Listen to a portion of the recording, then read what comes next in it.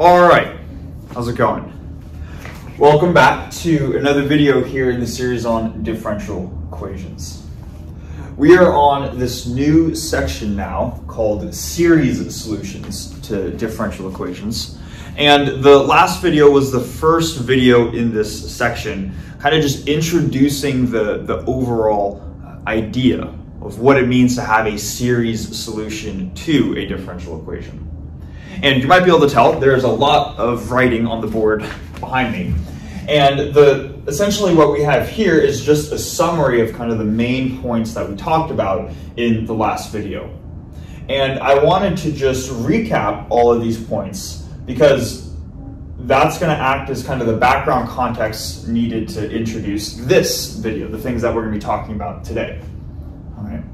So what we did is we started with the second order differential equation right here. It's the second order homogeneous differential equation that's linear but has non-constant coefficients in front of each of the terms, both the y prime, and the y double prime terms. And essentially what we said is if we want to find a solution to this differential equation right here, but for whatever reason, maybe the solution to this differential equation cannot be easily expressed in this sort of compact analytic form, then what we can do is we can say, well, all right, if the solution y of x, if it is an infinitely differentiable function, then what we can do is we can re-express y of x as a power series. And what we can do is we can say, all right, well, there are going to be infinitely many coefficients in the power series. But if we can recursively solve for each of those coefficients, then that is just another way of writing the solution to the overall differential equation. And that can be a nice alternative if the original solution is not easily expressed. So that was the basic idea, and that was kind of the motivation for why we would want series solutions in the first place, or at least one of the main reasons for why we want a series solution. And what we also talked about too is we said that the solution can be expressed as a power series, or more specifically, we can express it as a Taylor series about a given point x naught. But that point x naught, meaning this point right here, x naught, it was important to classify x naught before actually sort of even starting with the problem. That was kind of like the step 0 before you could really even get started. And the reason why that acted as the step 0 was because depending on how x naught was classified, that changed the overall structure to what the solution looked like. Solutions are going to have different forms if they are depending on how this point right here is classified. And in the last video, we split the classification into two main categories, both ordinary and singular points.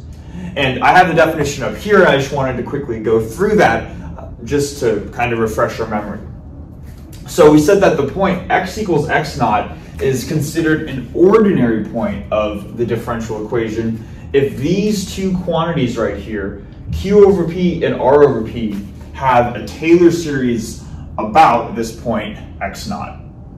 Or again, the quantities q over p and r over p, those are just ratios of the coefficients here in the differential equation. So q over p is this coefficient divided by this coefficient, and r over p is this coefficient divided by this coefficient right here. Okay? So if they both have a Taylor series about a given point, then we would consider that an ordinary point associated with the differential equation. And then we said if that condition was not satisfied, then we would call it a singular point. And in the last video, what we kind of did is we kind of mentioned this, that otherwise x naught is a singular point, but we left it at that, right? Because we said in this first video, meaning the last one, the first video in this new section right here, we wanted to just focus on, okay, well, what happens if our point x naught happens to have a Taylor series? What happens if it is sort of the nice case to work with, right? And we didn't focus too much on this thing, in this sentence right here. But you might be able to tell by the title of this video that this video is going to have something to do with singular points. And that's going to be the main motivation for this video, is to say this thing that we glossed over last time, let's take a deeper dive into this case of the singular point associated with the differential equation. What happens if this point does not, what happens if these quantities right here do not have a Taylor series about the given point? I guess one, can we even construct a solution to the differential equation? And then two, if we can, what does the form of the solution look like?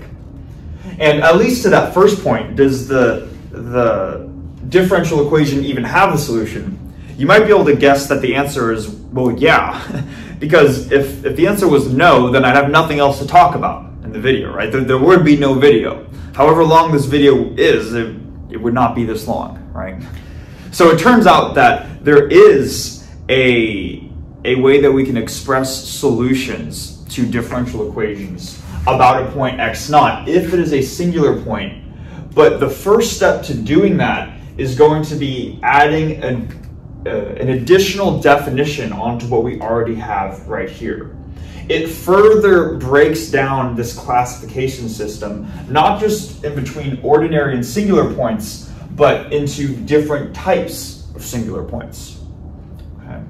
So what I'm going to do kind of to start off this discussion is I'm going to write out this new definition for what is called a regular singular point. We're going to see what that looks like, and then we're going to unpack that and its solutions to the differential equation from there.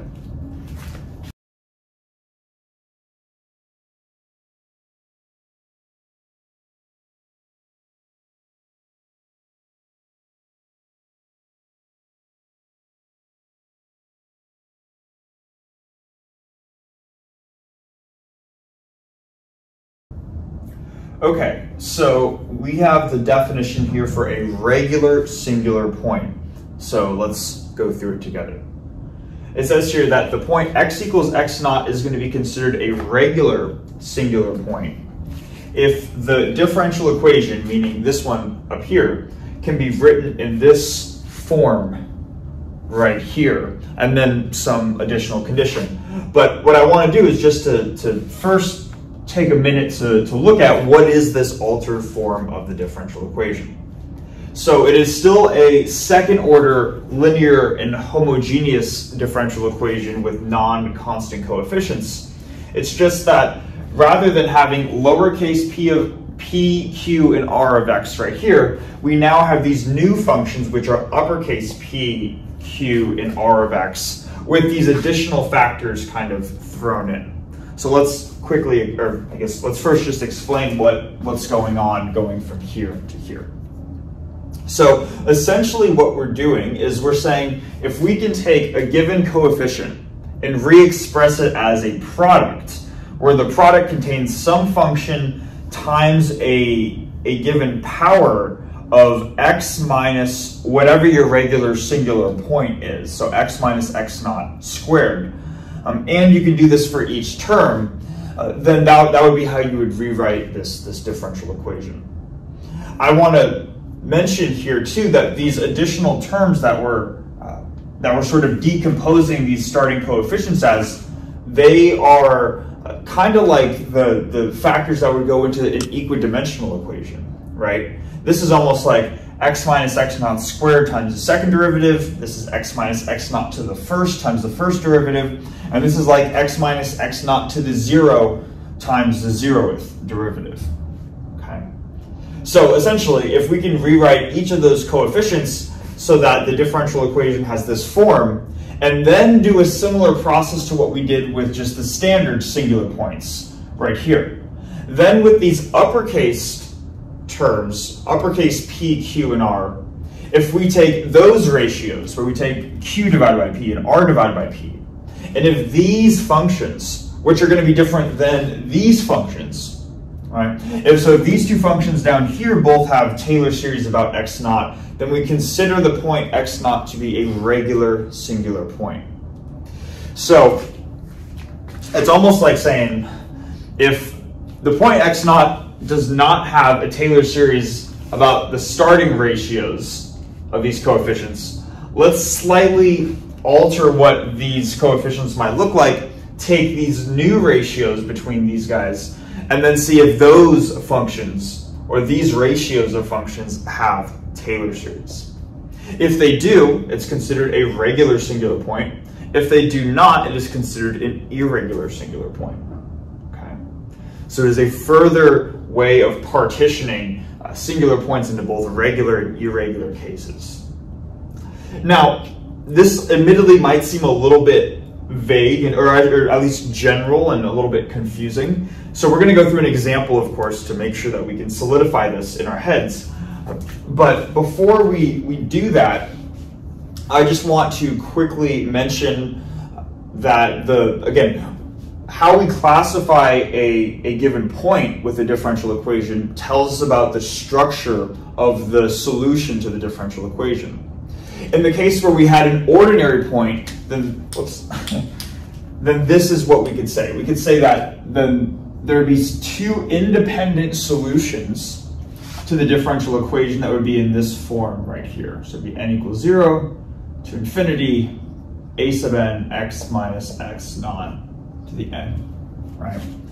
So there would be two independent solutions of this form if x naught is an ordinary. I keep dropping the cap. Okay. There would be two independent solutions of this form right here if x naught is an ordinary point. Now, in the case where x naught is a regular singular point, we can still have solutions to the differential equation, but they won't exactly have that form. It'll have a similar form, but I'm going to write out the exact form down here. So this is going to be in the case where x naught is a regular singular point of the differential equation, then it's guaranteed to have one solution that, or at least I should say, at least one solution that looks like this. So we still have this series going from 0 to infinity. We still have our coefficients a sub n. We still have x minus x naught to the n. But then what we do is we add on this additional index term. This is the Greek letter sigma right here. So it's just slightly altered from this case, where I guess you could almost take this as a sigma equals 0 case. So this is like a slight generalization of that series expression that we have up there. And this expression is called a Frobenius series. And maybe let me even write that name down. So Frobenius series. So if we have a regular singular point, there will be at least one solution that is of the form of a Frobenius series. And the one extra condition, which is used to ensure that this index sigma right here is unique, is that we can't have a naught be 0. So this is just part of the definition of the Frobenius series, is that the first, or the 0th coefficient in this series, a naught, is required to be a non-zero number. Okay. So this is the overall structure for what solutions are going to look like if x naught is a regular singular point. Maybe just really quickly too, sigma can be any complex number, so it's not required to just be a real number. The example that we're going to look at today, sigma is going to take on real values, but it doesn't have to be. It can be complex. And just, I guess, one final note before we go on to the example, but it's also possible to have series solutions to a differential equation if x naught is an irregular singular point. Okay, so we discussed the case of a ordinary point. Now this would be a regular singular point. Irregular singular points do have solutions, but that will, if I end up deciding to talk about that at some point, it would not be in this video series. Most of the series solutions to differential equations in introductory differential equations courses are going to have either this form right here or this form right here. So we're going to limit ourselves to those two for this video series. Okay. But I just wanted to say that so we don't get the impression that, oh, if it's an irregular singular point, that means there's just no series solution to the differential equation and that it's impossible. Okay? So yeah, hopefully all that makes sense. Again, I understand if it's a little bit vague and not clear right now, but I really think that with an example, that's going to help solidify things. So what I'm going to do next is I'm just going to erase the board. We're going to go through an example of a differential equation where we are solving it about a regular singular point. We're going to first show how to re-express the function as a, or into this form right here. Show that the point is a regular singular point, then go through the series solution to the differential equation.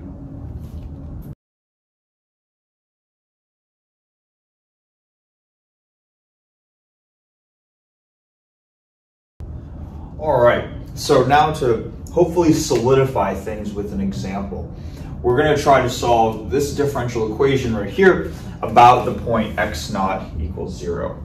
And the differential equation is 4xy double prime plus 2 times a quantity 1 minus x squared times y prime minus x times y equals 0. Now, like with all of these series solutions type problems, step 0 is just to classify what type of point is x naught equals 0, right?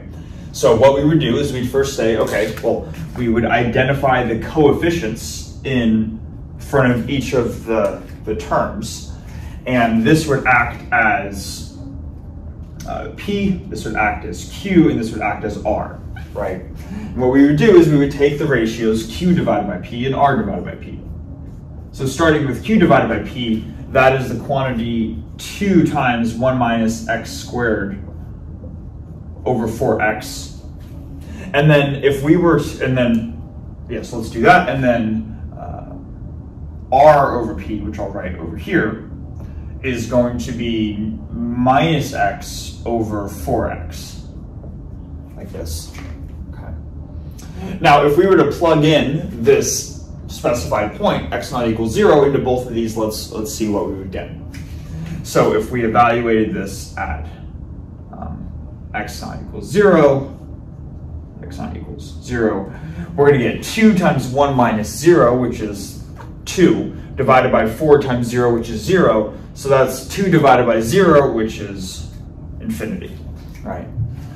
Whereas here, the x's themselves cancel out, and we're left with minus 1/4, so not infinity. Now, what the initial criteria is in order to be considered either an ordinary point or a singular point is that both of these ratios essentially need to not be infinity when you evaluate them at x naught. Okay. Technically the word is analytic, but that's more or less the rough definition that we're going for, or that we're working with. So even though this ratio r divided by p gives us a finite number, the fact that this one does not and diverges to infinity is what causes us to say that x naught equals 0 is not an ordinary point. Okay? So both of these ratios need to converge to a finite number in order for this to be an ordinary point. Then we say, okay, so at this point, x naught equals 0 is now a singular point to the differential equation. Now it's just a matter of determining whether or not this singular point is regular or irregular. And I kind of spoiled it in the last whiteboard. You can probably tell what it is. But we should still go through the process of determining why this is a regular singular point. So what we do is we can take this equation and we want to be able to manipulate it so it's kind of like it's in this equidimensional equation form. So essentially I'm going to have something times x, well, let me do this. I was going to say x squared y prime, but technically it's x minus x naught squared y prime, right? Plus something times x minus x naught y prime plus just something times y equals 0. Now, because in this specific problem right here, x naught happens to be 0, if I plug in x0 and for x naught, I just get x squared y double prime, and then I get x y prime right here. So that's what I'm going to do. Rather than having this expression, or maybe I'll write it just below, I want to manipulate this equation so that it has something that's underlined times x squared y double prime plus something times x y prime plus something times the function y itself, which gives us 0. So what we can do is we can ask ourselves, like, all right, just looking at this coefficient for x right here, what would I need to multiply this by in order to get a factor of x squared right here?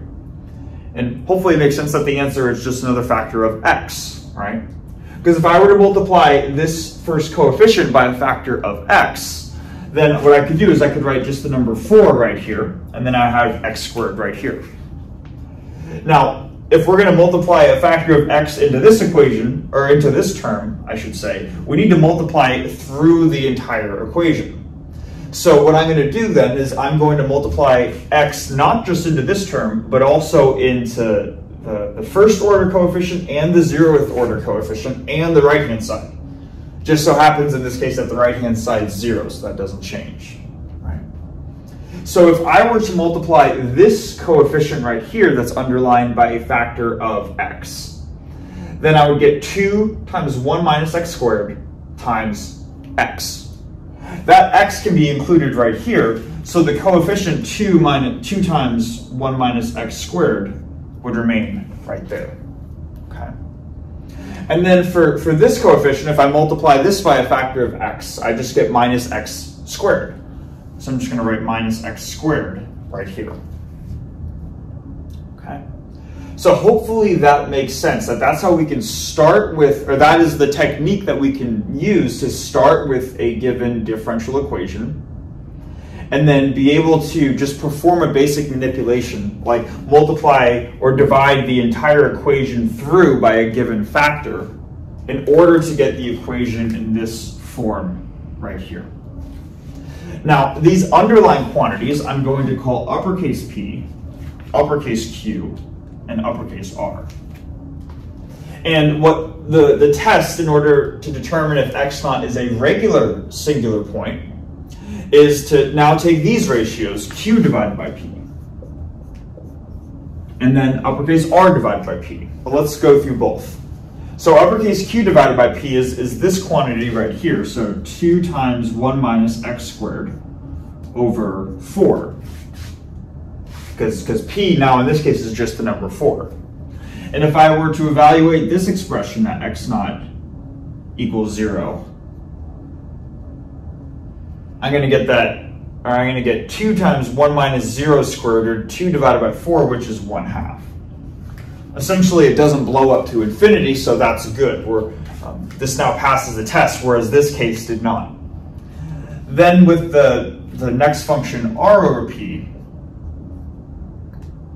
what I'm going to do is I'm going to have minus x squared divided by just the number 4. And when I evaluate this at x naught equals 0,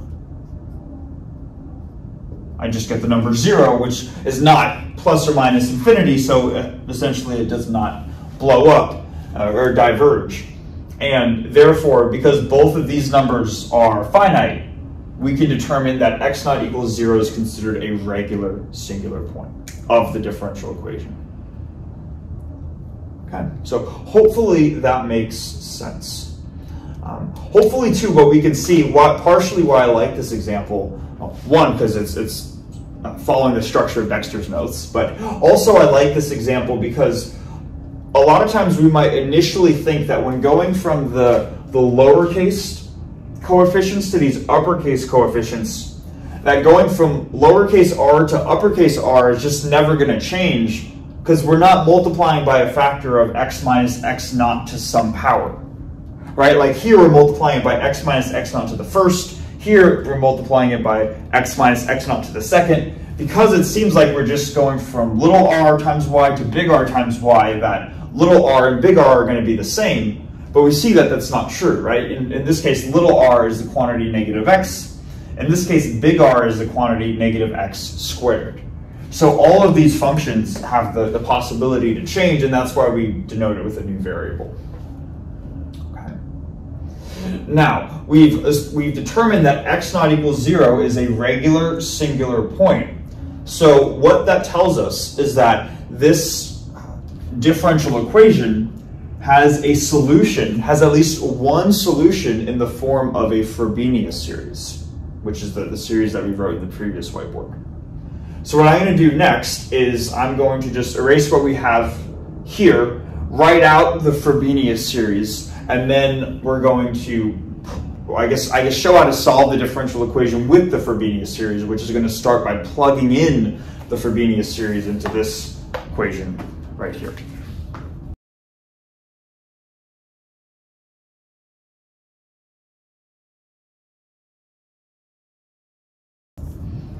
All right, so now that we've determined that x naught equals 0 is a regular singular point to the differential equation, then this equation has at least one solution in the form of a Frobenius series.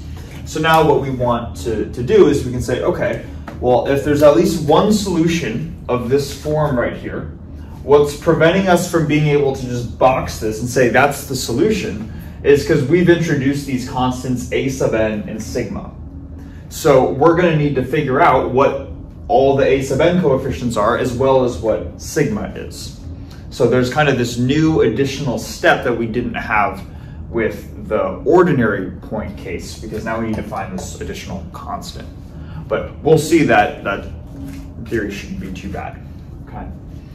So the first thing that we're going to be doing is we're going to just plug this into the differential equation. And I should say the version of the differential equation where we multiply across by a factor, multiply this entire equation by a factor of x. So what I'm going to do, though, in order to do that, is we need to be able to plug in both the first and second derivatives of this function, so I'm just going to write those out pretty quickly.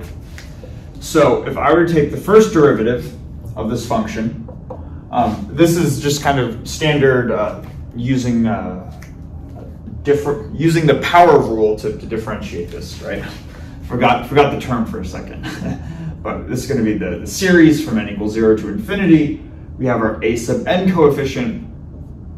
Then, because of the power rule, this is just going to be a factor of n plus sigma.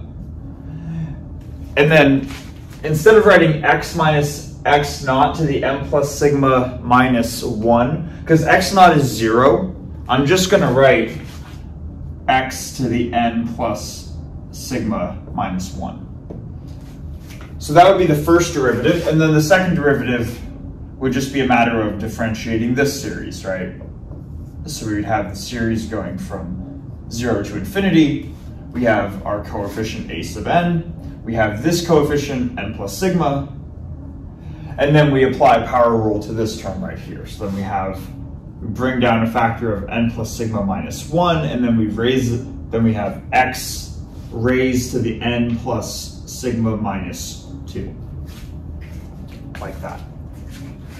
So we've computed both the first derivative and the second derivative, and now we're just going to plug it into the differential equation. Because this is going to take a little while for me to write out, I'm just going to kind of speed forward through this part, and then we'll go through it together.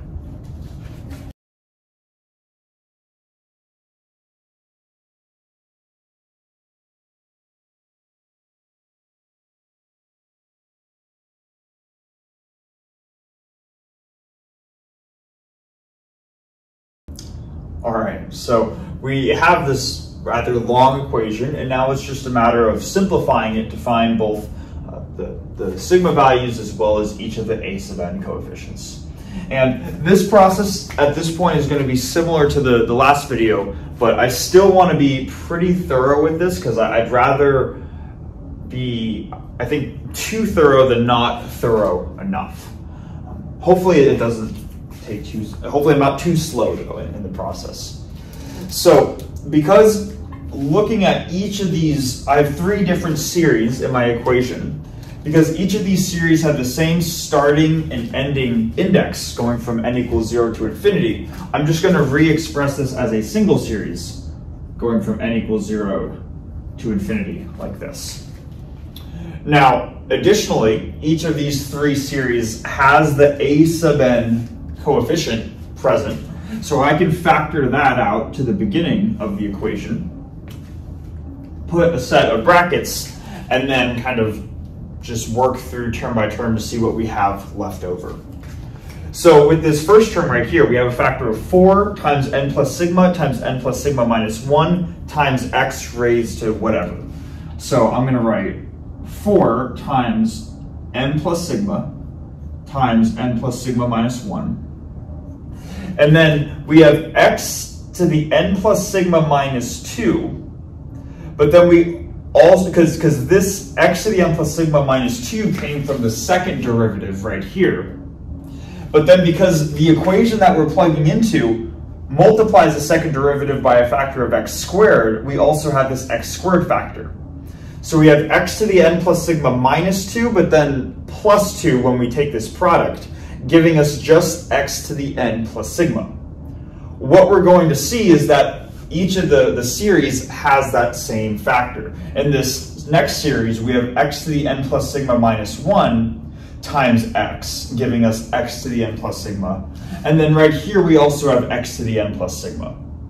So that was the purpose of plugging in y of x, its first derivative and its second derivative, into the version of the equation where we've multiplied x across through both sides. Because when we do that, we get a factor of x to the n plus sigma in each of the three series terms, and that allows us to factor that out of the equation. So because of that, I'm not going to write x to the whatever in here, and I'm just going to move on to the next term. So now looking at this next term, I'm going to have plus the quantity 2 times 1 minus x squared. That's out in the front of the series, but I can always distribute that into the series. Again, the only thing that I'm not allowed to do is I'm not allowed to distribute, or I'm not allowed to factor out anything that has a lowercase n in it, because n is the summation index. But I can bring this inside the summation, and that's okay. So I have 2 times the quantity 1 minus x squared. A sub n is already out there. Then I still need to write n plus sigma minus 1, like this. And then I have my x to the n plus sigma terms that would also go out at the end. And then I have minus. Now I have minus x squared. A sub n got brought out there, and then I have x to the n plus sigma that is going to go out at the end of these brackets. So x to the n plus sigma like that, and that is going to equal 0. Okay. So now we're starting to get somewhere, because we have the a sub n coefficient sort of factored out of everything, and we only have a single series. But notice that even though we factored out an x to the n plus sigma term, we still have some terms in this equation that contain powers of x. Specifically, there's an x squared right here and an x squared right here. So what I'm going to do next is, I'm just going to say it in words, and then I'll probably speed through this part of it again.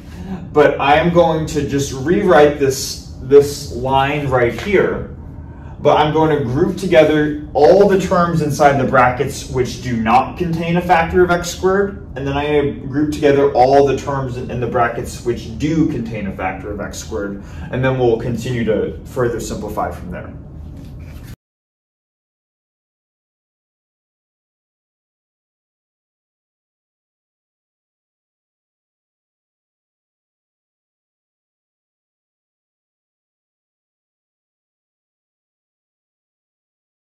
All right, so first, I do apologize. I made a small typo that I just realized and I just fixed. There's so many factors going on, right? It's bound to happen eventually. In this first derivative, the coefficient, I should say, is a sub n times n plus sigma, whereas I accidentally wrote n plus sigma minus 1 right here. So I erased that, and I believe I changed that coefficient as well as that coefficient right there. So hopefully if you caught that, that's good. If you didn't, that's okay, but the equations, comparing notes and everything, they should look good up until this point. Additionally, what I've done, so I was mentioning that we split the terms in brackets into the terms that contain factors of x squared and the terms which don't. So just gonna make sure we understand where everything's coming from. I split this into two different series. This first series right here is all the terms that do not contain factors of x squared right here in the brackets. So notice that we still have 4 times n plus sigma minus 1. That comes from here. Then if I keep going, I'm going to have plus 2 times n plus sigma. And those are, yes, so then I have plus 2 times n plus sigma right here. And then this term has a factor of x squared and this term has a factor of x squared. So at this point, these are the only terms that do not have factors of x squared. So then I just closed it off with x times n plus sigma right there, and that was my first series. Then with my second series, this is all the terms that do contain factors of x squared in this line here in the brackets. And there are 2 of them. The first one is we have minus 2x squared times n plus sigma. So I have minus 2 times x squared times n plus sigma. And then I have minus 1 times x squared times x to the n plus sigma. Okay, so that's where these terms are coming from. And now just notice that in order to account for the additional x squared term, I don't just have x to the n plus sigma, but I have x to the n plus sigma plus 2 right here. And then this is kind of the dilemma that we had in the last video where we said, okay, we're sort of making our way through this. We have 2 series that have the same index, but we have x raised to different powers in these 2 series. And we would like, in order to simplify this, we would like x to be raised to the same power in both of the 2 series here.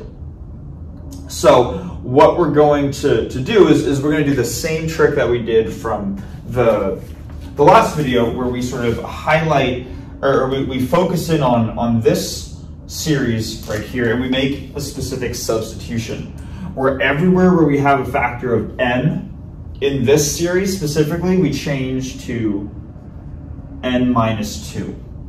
Now again, the reason why we're going from n to n minus 2 is because we want to ask ourselves the question, what would n need to be in this exponent right here in order for this overall exponent to match this overall exponent? And the answer is, well, if this n right here was n minus 2, then I would have n minus 2 plus sigma plus 2.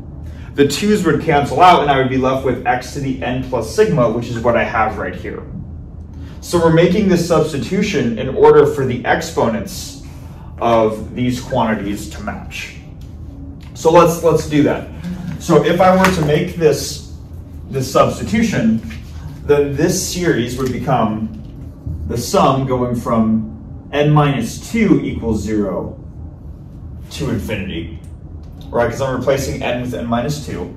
Now I'm going to have a sub n minus 2, and then in brackets negative 2 to the n minus 2 plus sigma, minus 1, and then x to the n plus sigma equals 0, right? So just substituting n with n plus 2. And maybe just one more thing, I hope this is clear, but if not, let's just mention it now. The reason why I broke this into 2 separate series, one is because, well, I'm mathematically just allowed to do that, but also that tells me that the n's that we see in this series are basically determined by this index right here, whereas the n's in this series are based off of this index right here. But these 2 series now are independent of each other. They're separate from each other. So I can alter the value of n in this series right here, and that is a different n than this one right here, because we're working with 2 different series. Okay. So basically I'm saying that because that's why we're allowed to make this substitution with one of the series and not the other one. Okay. So if we have this series right here, this is good because now both my first series and my second series contain factors of x to the n plus sigma, except now the summation bounds all of a sudden differ. This first series goes from n equals 0 to infinity, and the second one goes from n minus 2 equals 0, which I can also just write by adding 2 over to the other side. I can say this goes from n equals 2 to infinity.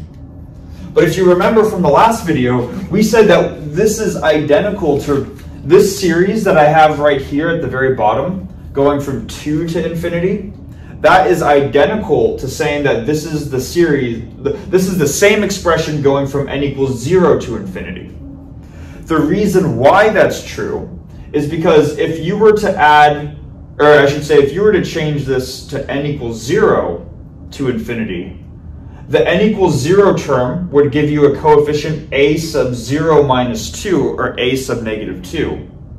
Then the n equals 1 term would give us a coefficient of a sub negative 1. And because a sub negative 1 and a sub negative 2 were never defined within our initial guess right here, again, this is our initial guess, the Frobenius series. Because this started at n equals 0, our smallest coefficient is going to be a0. In other words, a sub negative 1 is 0, a sub negative 2 is 0. So the overall, I could add in the n equals 1 and n equals 0 terms into here, and that won't change anything. I hope that's not too confusing. We went through that in a little more detail in the last video. I'm just saying it, I guess, in words this time so we can sort of remind ourselves why we're allowed to make that substitution right there. And now with that substitution, this is good because I have two different series. I have a sum of two series still, but now in both series the summation indices match, and then also the exponents on our variable right here also match. We have x to the n plus sigma here, and the same thing right here. So now what we can do is we can say, now that everything sort of matches, let's sort of recombine everything back together into a single series, and then we'll proceed from there to solve for both the a sub n coefficients as well as the values of sigma.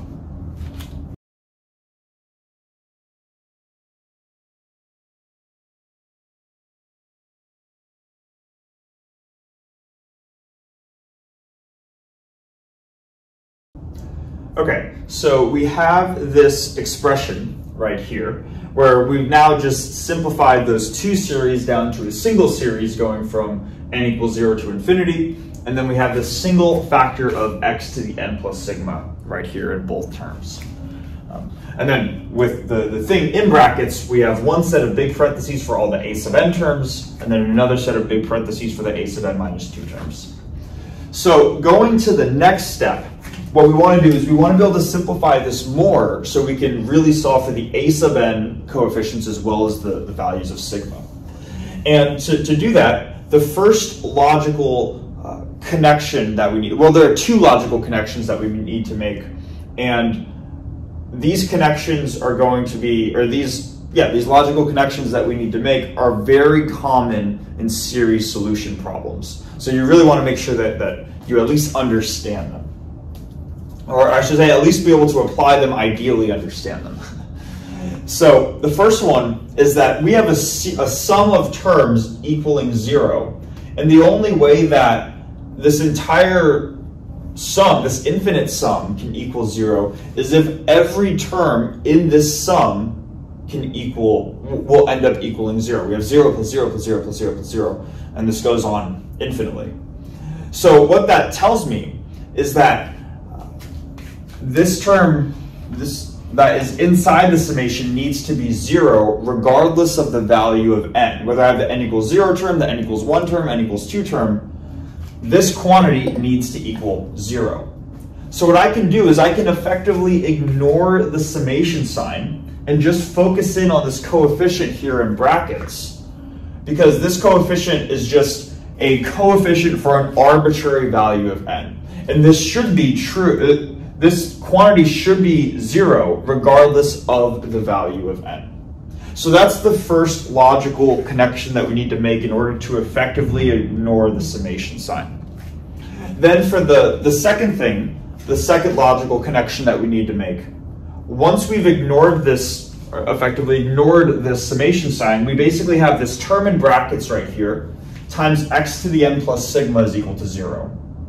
This term in brackets right here has no factors of x, so it's effectively just a constant number. And then x to the n plus sigma can take on a range of different values because x is just some number from the domain. It can be any number that we want it to be, effectively, any number from the domain.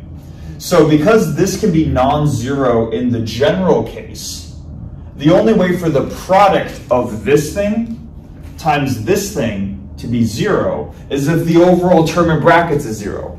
That means the product is 0 irrespective of what the value of x is. Okay.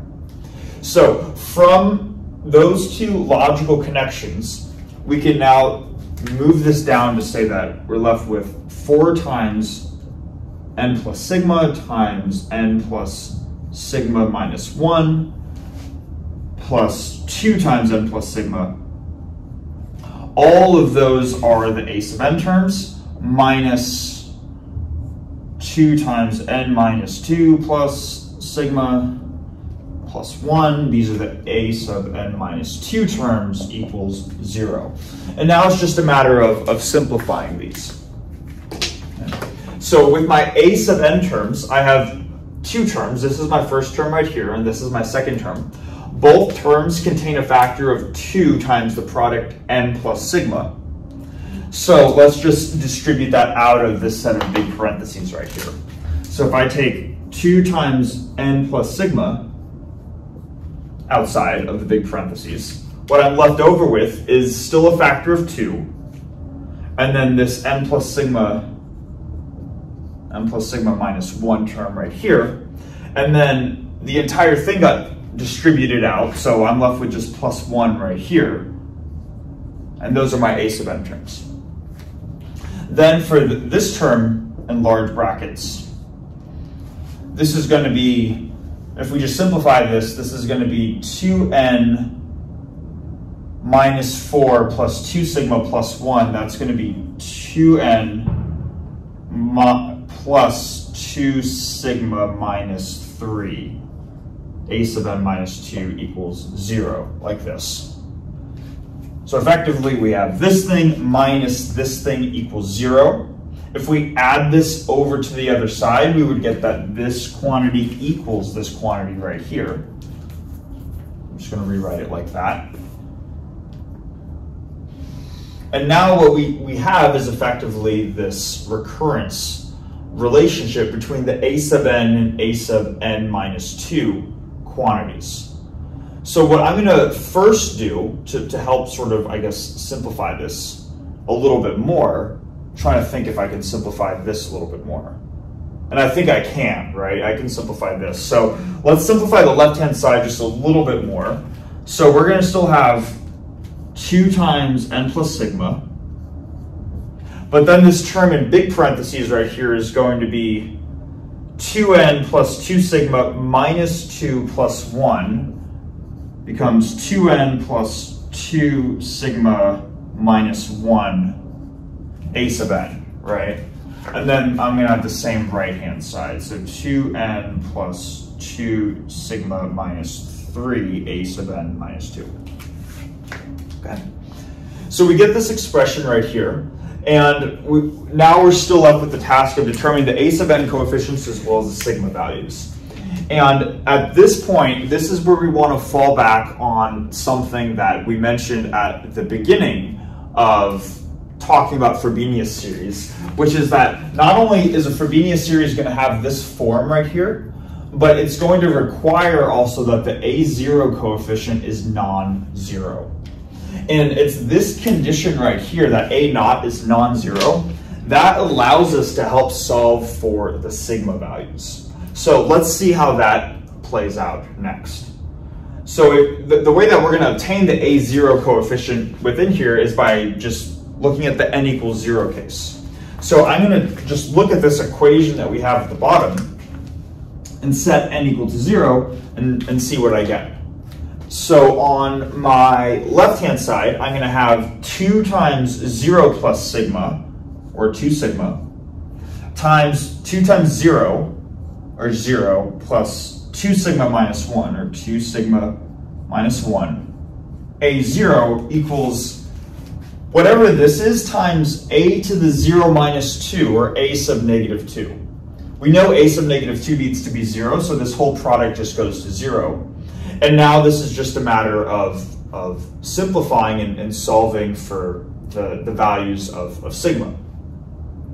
So we have a product of 3 different things right here. We have something times something times something equals 0, but we know A naught can't be 0 by the definition of the Frobenius series.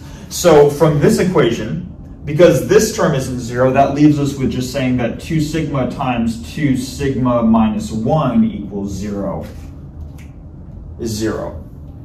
So now we have a product of 2 things that can equal 0. In the case where this term, the term on the left is the one that equals 0, that gives us the case where sigma is just 0. In the case where the term on the right, the term in parentheses equals 0, that would give us 2 sigma minus 1 would equal 0, right? Or in other words, if we isolated for sigma, that would give us sigma is 1/2. So what we've just done is, I would say, let's see, up until, all right, I'm trying to find it. Up until this point, so my arm and above, that has all been kind of just going through another example, kind of like what we did in the last video. But it's at this point where we specifically look at the n equals 0 case and use our knowledge that A naught cannot be 0 from the Frobenius series to help us determine that there are going to be 2 possible sigma values associated with the solution to this equation. So that's good. We found our sigma values. All we need to do now is to find the a sub n values, and then we'll be done with the problem.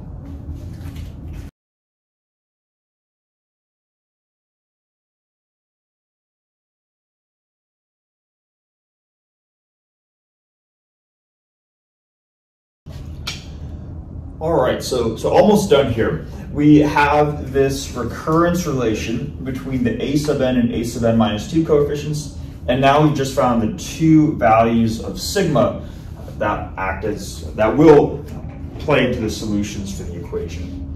And what we end up doing is with the 2 values of sigma, we break them into 2 cases and then evaluate them each independently. So let's start with the sigma equals 0 case. And normally what you'll do is once you find a value of sigma, you just plug it into your recurrence relation and see what you're left over with. So if we were to do that to this relation right here, we're going to get 2 times n plus 0, or in other words, 2n. And then 2n plus 2 times 0 minus 1, or in other words, 2n minus 1. That acts as the left-hand side multiplied by a sub n. And then for the right-hand side, we have 2n plus 0 minus 3, or in other words, just 2n minus 3, a sub n minus 2. And then at this point, this is just like the end of the last video, where we're just finding the recurrence relation, or we're just using our knowledge of okay, I'm going to take one step back. My mind's going all over the place. We're using this recurrence relation to find the various a sub n values. And usually what we can do is we can start with the n equals 0 case. So when n is 0, this is going to be 0 times something times a0, or in other words, just 0 times a0, equals -3 times a sub -2. We know a sub -2 is 0, so we get 0 times a naught is 0, which implies that a naught is arbitrary, right? A naught can be whatever you want, and this equation will still be valid. We do know that a naught should be some non-zero value, so we don't want this to actually equal a naught to equal 0, but it is some arbitrary non-zero number. So that's what we get out of the n equals 0 case when we plug in n equals 0 to here. Then we can kind of just keep going. We can go to the n equals 1 case. For the n equals 1 case, we're going to get 2 times 1, or 2, times 2 minus 1, or just 1. So 2 times a sub 1, like that, needs to equal this right-hand side. 2 times 1 is 2 minus 3 is negative 1, or just negative a sub negative 1, like this. But we know a sub negative 1 is 0, so the only way this is valid is if a sub 1 itself is 0. Okay. So we found out that a naught is arbitrary, a1 has to be 0, and now what we can do is we can just look at all the values of n greater than 0 or 1. So now I'll just write out n is greater than 1 like this. And what we can do is we can just isolate for the a sub n coefficient. So we can say that a sub n is going to be, or it's going to have 2n times 2n minus 1 in the denominator, 2n minus 3 in the numerator, and a sub n minus 2. Just dividing these over to the other side. And because this is a relation that relates the nth coefficient with the 1, 2 before that, this is a relation that is inherently going to relate all of the even coefficients together and all of the odd coefficients together, right? Like if n is 2, it's going to relate a2 to a0, a3 to a1, a4 to a2, and so on. So recurrence relations that have two, I don't know what you call them. What do you call them? Where there's a factor of 2 in the amount of separation. This is not a sub n and a sub n minus 1. This is a sub n and a sub n minus 2. So whenever we have n and n minus 2, there's a factor of 2 separating them, so we're going to be matching up even coefficients and odd coefficients inherently in doing this. For the even coefficients, they're all going to be related to this arbitrary a naught value, whatever the non-zero value is. So the even coefficients will be non-zero, and the odd coefficients is going to be all related to this a1 value. But if a1 is 0, then a3 is just a scaled value, a scaled version of a1, which is also 0. a5 is a scaled version of a3, which is also 0. So all the odd coefficients are going to go to 0. So what that means then is that our solution is just going to end up looking like this power series where sigma is 0 and we're only going to have a bunch of even terms. To make sure that I get all the terms right, I forgot to do this at the end of the last video, but I'm just going to write out the first couple of terms in the overall series so we actually see what the series solution looks like.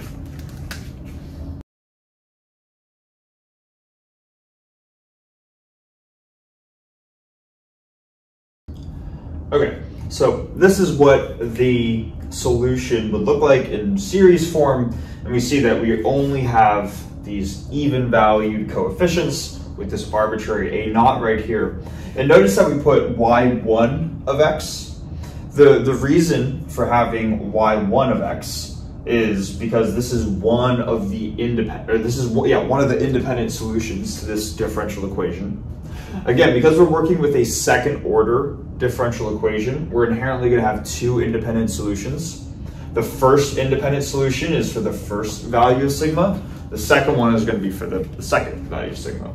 So now, for the second case, we just apply the same thing, right? We start by just plugging in sigma equals 1/2 into this expression, and then we simplify. So for the left-hand side, I have 2 times n plus 1/2.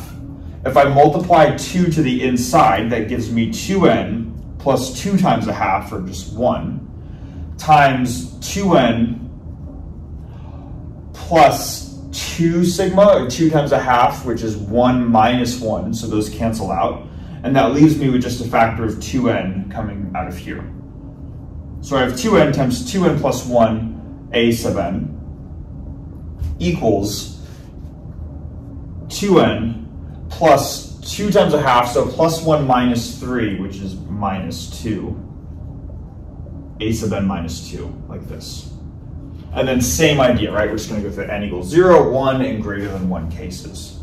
So when n equals 0, we're going to have 2 times 0, which is just 0. So we're going to have 0 times a0 equals negative 2 times a minus 2.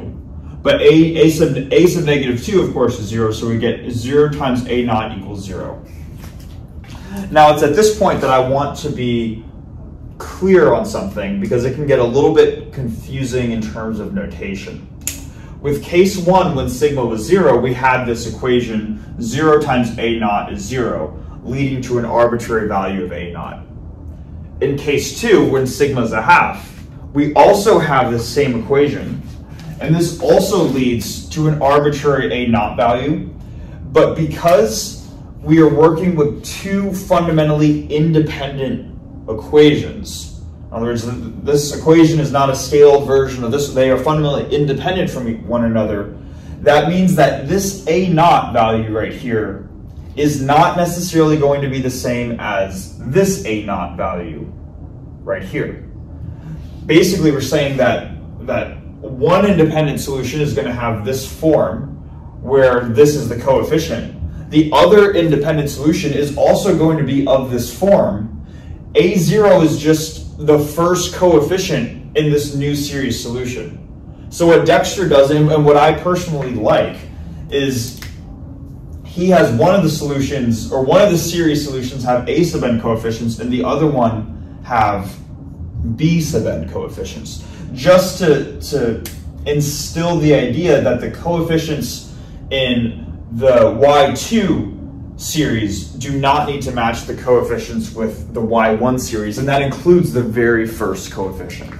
So even though we have the same equation, this implies that b naught is arbitrary, whatever this first coefficient happens to be. Okay? So hopefully that makes sense. That's the reason why, because we have two independent solutions, their coefficients do not necessarily need to be the same. So that's the n equals 0 case. Then for the n equals 1 case, we're going to get, see, this is going to be 2 times 2 plus 1, so 2 times 3 or 6 times a1 equals something times a sub negative 1. We know a sub negative 1 is 0, so this implies that a1 is 0. And then for the n is greater than 1 case, that's just a matter, again, of isolating for this a sub n term, and that's going to give us a sub n equals n minus 1 over, if I simplify this, n minus 1 over n times 2n plus 1, if I did that right. A sub n minus 2. Hopefully I did the mental math on the spot correctly. Factor out 2, that cancels with that. If n, yeah, that looks right. Okay. So what I'll do now is I'll write out that solution, but keep in mind that when actually no, let me just write it out and then we'll talk about it to finish off the video.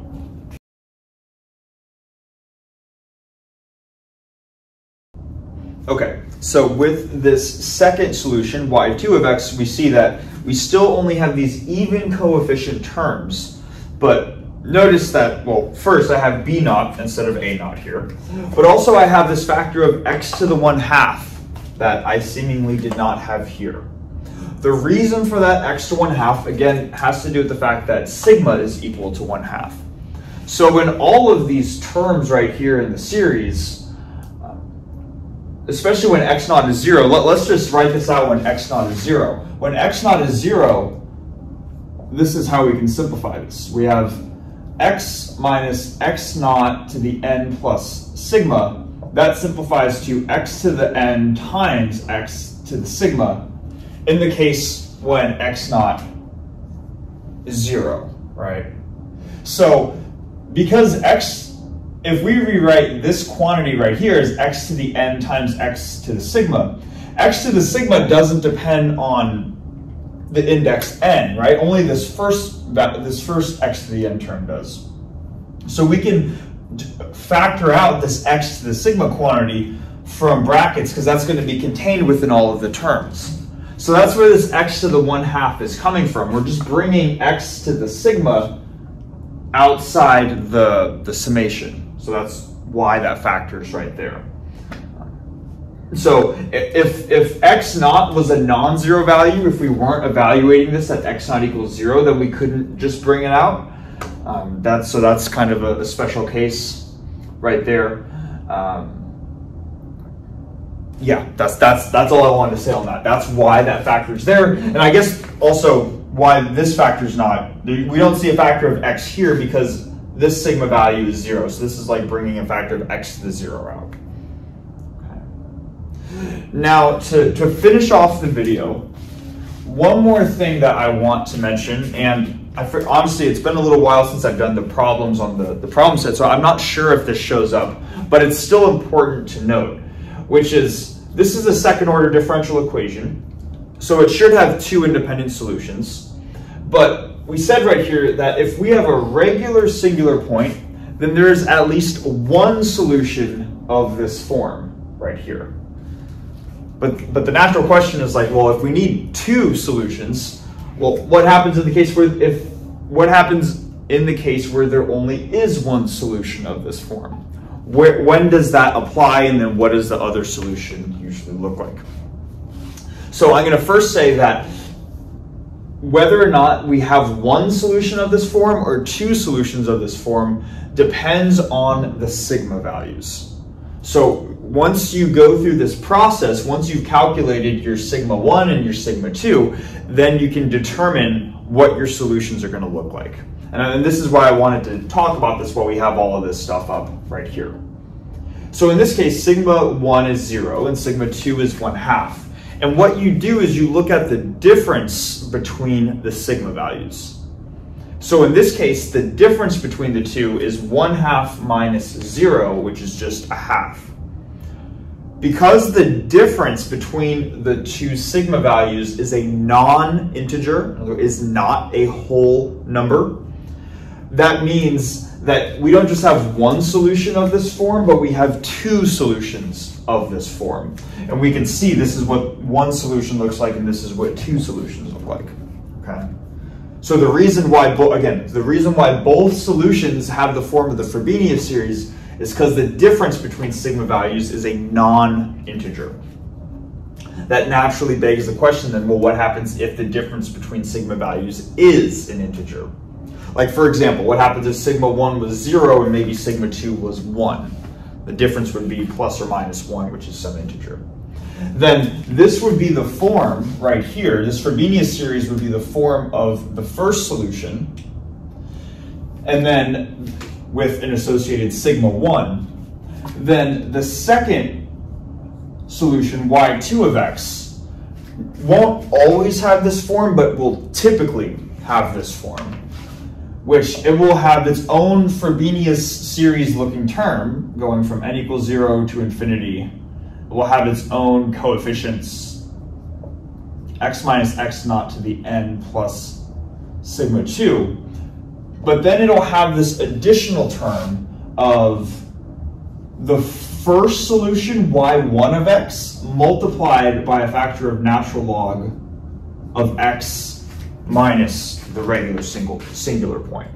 Okay, and this x just flew that across. I'm glad I have a lot of these. Right, I can actually fly one across the river. I have backups. Right, it's unintentional. What I was trying to say was this term comes in, so there's not this accidental dependence that might show up in the case where you have where the two solutions might accidentally depend on each other. Okay, it's a way of ensuring that you have two independent solutions. This is a super major detail, but it is something that will show up if depending on what the values of sigma are. So that's why I wanted to just mention it briefly there at the end. Okay. So I know this is kind of a lot of stuff, but hopefully with the last two videos, we've gone through two different examples of how to obtain series solutions for a differential equation like this. And this is a kind of a shorter section. So this is all we're going to be doing for series solutions. And these are the tools, at least, to work through most of the introductory problems for series solutions. So yeah, thanks so much for watching. And in the next video, we're going to start to introduce we're going to take a little bit of a detour, but we're eventually going to get back to differential equations. So see you then.